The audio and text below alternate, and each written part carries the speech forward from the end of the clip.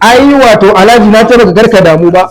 in dai maganar production ne in ka samu amsa production da daukan hoto shine number 1 a lafiyar Najeriya muka wasan falon na Najeriya na jiya mai kamera namu ne ya dauka gaba daya kaga ta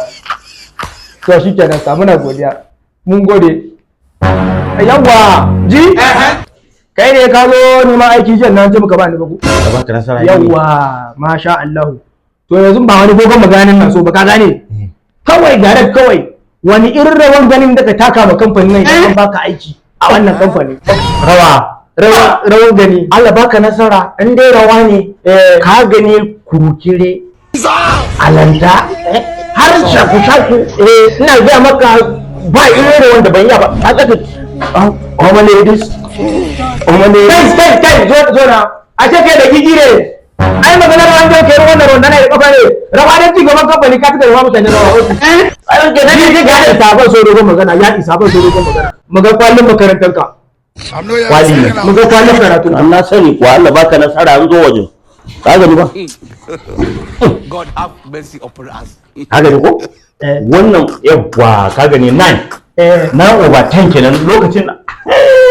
na primary school malam tare da ga hannaye suka ga shanu da ni to kalli wannan duka gani yawa ka gani ko 10 over 10 an buran uba 10 over 10 ji ta ka fita ma office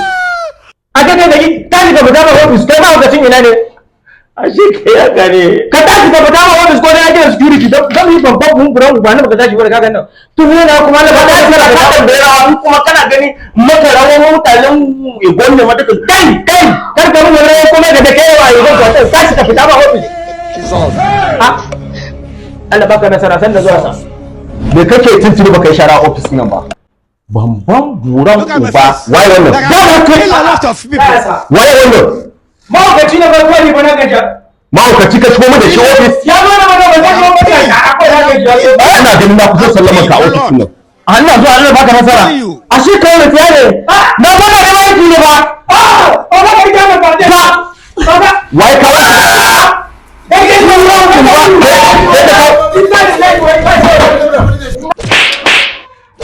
aka ci ban ka ta dauko mahaukaci